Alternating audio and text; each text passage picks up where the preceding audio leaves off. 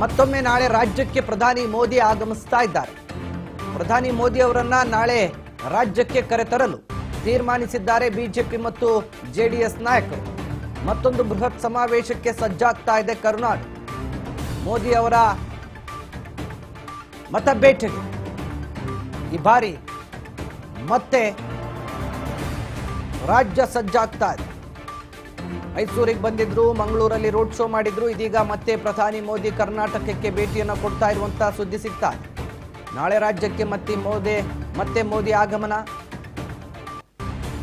ಚಿಕ್ಕಬಳ್ಳಾಪುರದಲ್ಲಿ ಅಭ್ಯರ್ಥಿ ಪರವಾಗಿ ಮತಯಾಚನೆಗೆ ಇದೀಗ ಪ್ರಧಾನಿ ಮೋದಿ ಆಗಮಿಸ್ತಾ ಇದ್ದಾರೆ. ಬೆಂಗಳೂರಿನಲ್ಲಿ ಪಕ್ಷದ ಅಭ್ಯರ್ಥಿಗಳ ಪರ ಕೂಡ ಮತಯಾಚನೆ ಮಾಡಲಿದ್ದಾರೆ. ಕಳೆದ ಭಾನುವಾರ ಮೈಸೂರಿನಲ್ಲಿ ಬಂದಿದ್ರು, ವಿಜಯ ಸಂಕಲ್ಪ ಸಮಾವೇಶದಲ್ಲಿ ಭಾಗಿಯಾಗಿದ್ರು. ಆ ಸಂದರ್ಭದಲ್ಲಿ ಮೋದಿ ಅವರೊಟ್ಟಿಗೆ ಮಾಜಿ ಪ್ರಧಾನಿ ಎಚ್ ಡಿ ದೇವೇಗೌಡರು ಕೂಡ ವೇದಿಕೆಯನ್ನು ಹಂಚಿಕೊಂಡಿದ್ರು. ತದನಂತರ ಅವರು ಮಂಗಳೂರಿಗೆ ತೆರಳಿ ಅಲ್ಲಿ ಬೃಹತ್ ರೋಡ್ ಶೋ ಕೂಡ ನಡೆಸಿದ್ರು. ಇದೀಗ ಮತ್ತೆ ಇನ್ನೊಂದು ಸಾರಿ ರಾಜ್ಯಕ್ಕೆ ಪ್ರಧಾನಿ ಮೋದಿ ನಾಳೆ ಭೇಟಿಯನ್ನು ಕೊಡ್ತಿದ್ದಾರೆ. ಏಪ್ರಿಲ್ 20 ಅಂದರೆ ನಾಳೆ ಚಿಕ್ಕಬಳ್ಳಾಪುರ ಹಾಗೂ ಬೆಂಗಳೂರಿನಲ್ಲಿ ಸಾರ್ವಜನಿಕ ಸಮಾವೇಶದಲ್ಲಿ ಭಾಗಿಯಾಗ್ತಾರೆ ಅನ್ನುವಂಥ ಮಾಹಿತಿ ಇದೆ. ಸೊ ಹೀಗಾಗಿ ಚಿಕ್ಕಬಳ್ಳಾಪುರದ ದೇವನಹಳ್ಳಿಯಲ್ಲಿ ಈಗಾಗಲೇ ಸಮಾವೇಶಕ್ಕೆ ಬೇಕಾಗಿರುವಂಥ ತಯಾರಿಯನ್ನು ಕೂಡ ಬಿಜೆಪಿ ನಾಯಕರು ಮಾಡಿಕೊಳ್ತಾ ಇದ್ದಾರೆ. ಸಮಾವೇಶದಲ್ಲಿ ಮೋದಿ ಎಚ್ ಡಿ ದೇವೇಗೌಡರು ಕೂಡ ಮತ್ತೆ ಜೊತೆಯಾಗಲಿದ್ದಾರೆ ಅನ್ನುವಂಥ ಮಾಹಿತಿ ಇದೆ.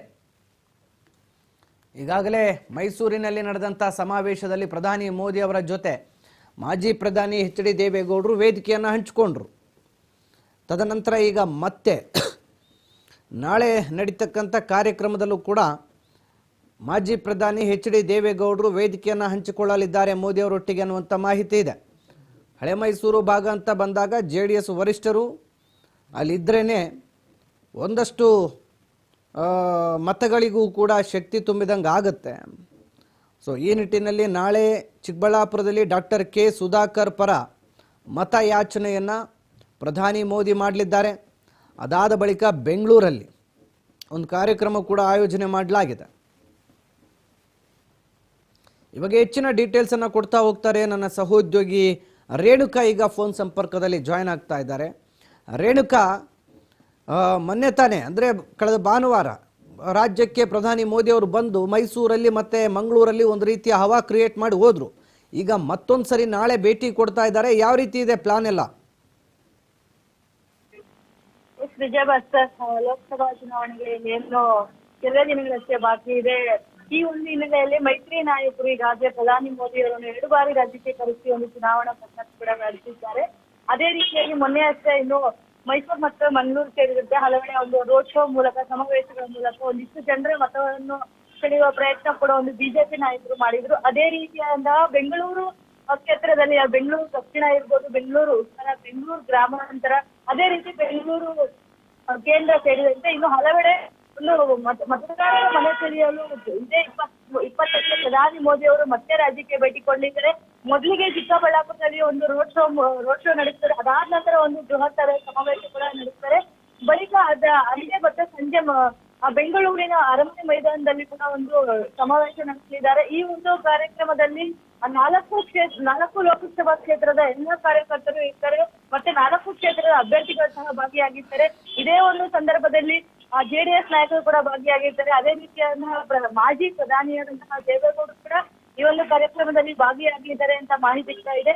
ಒಟ್ಟಿನಲ್ಲಿ ಕರ್ನಾಟಕದ ಒಂದು ಲೋಕಸಭಾ ಚುನಾವಣೆಯಲ್ಲಿ ಹೇಗಾದ್ರೂ ಮಾಡಿ 28ಕ್ಕೆ 28 ಕ್ಷೇತ್ರ ಪಡೆದುಕೊಳ್ಳುವಲ್ಲಿ ಬಿಜೆಪಿ ಒಂದು ಪಟ್ಟಿ ಇಟ್ಕೊಂಡಿದೆ. ಆ ಒಂದು ಹಿನ್ನೆಲೆಯಲ್ಲಿ ಮೋದಿ ಅಲೆಯಿಂದ ಅದೇ ರಾಜ್ಯಕ್ಕೆ ಮೋದಿ ಬರ್ತಾ ಹೋಗ್ತಾ ಇದ್ರೆ ಜನರು ಕೂಡ ಒಂದು ಮೋದಿ ಅಲೆಯಲ್ಲಿ ಇಲ್ಲಿರ್ತಕ್ಕಂಥ ಒಂದಿಷ್ಟು ಬಿಜೆಪಿ ನಾಯಕರಿಗೆ ಮತ ಹಾಕ್ತಾರೆ ಅನ್ನೋ ಒಂದು ಪ್ಲಾನ್ ಇಂದ ಈ ಒಂದು ಸ್ಟ್ರಾಟಜಿ ಯೂಸ್ ಮಾಡ್ತಾ ಇದ್ದಾರೆ ವಿಜಯ ಭಾಸ್ಕರ್. ರೇಣುಕಾ, ಒಂದ್ ಕಡೆ ಬೆಂಗಳೂರಿಗೂ ಕೂಡ ಪ್ರಧಾನಿ ಮೋದಿ ಭೇಟಿ ಕೊಡ್ತಾ ಇರುವಂತದ್ದು ಮತ್ತೊಂದು ವಿಶೇಷ. ಈ ಬಾರಿ ಕೇವಲ ಸಮಾವೇಶಗಳಿಗಷ್ಟೇ ಮೋದಿ ಅವರ ಭೇಟಿ ಸೀಮಿತ ಆಗಿದೆ. ಬೆಂಗಳೂರಲ್ಲಿ ಒಂದು ಸಮಾವೇಶ ಮಾಡುವ ಮೂಲಕ ಇಡೀ ಬೆಂಗಳೂರಿನ 4 ಲೋಕಸಭಾ ಕ್ಷೇತ್ರಗಳ ಅಭ್ಯರ್ಥಿ ಪರ ಮತಯಾಚನೆ ಮಾಡ್ತಾರಾ ಅಥವಾ ಪ್ಲಾನ್ ಹೇಗಿದೆ ಬೆಂಗಳೂರಿನ ಭೇಟಿ ವಿಚಾರಕ್ಕೆ ಸಂಬಂಧಪಟ್ಟಂತೆ ಮಾಹಿತಿ ನೀಡೋದಾದ್ರೆ ರೇಣುಕಾ? ವಿಜಯ ಭಾಸ್ಕರ್, ಬೆಂಗಳೂರಿನಲ್ಲಿ ಅದರಲ್ಲೂ ಚಿಕ್ಕಬಳ್ಳಾಪುರ ಒಂದು ಲೋಕಸಭಾ ಸೇರಿಸಿಕೊಂಡ್ರೆ ಒಂದೇ ದಿನ ಪ್ರಧಾನಿ ಮೋದಿ ಅವರು 2 ಸಮಾವೇಶಗಳಲ್ಲಿ ಭಾಗಿಯಾಗ್ತಾರೆ ಅನ್ನುವಂತ ಮಾಹಿತಿ ಕೂಡ ಈಗಾಗಲೇ ಲಭ್ಯ ಆಗಿದೆ. ಮೊದಲನೆಯದಾಗಿ ಚಿಕ್ಕಬಳ್ಳಾಪುರದಲ್ಲಿ ಸಂಜೆ 4 ಗಂಟೆಗೆ ಒಂದು ಬೃಹತ್ತಾದ ಸಮಾವೇಶದಲ್ಲಿ ಭಾಗಿಯಾಗ್ತಾರೆ.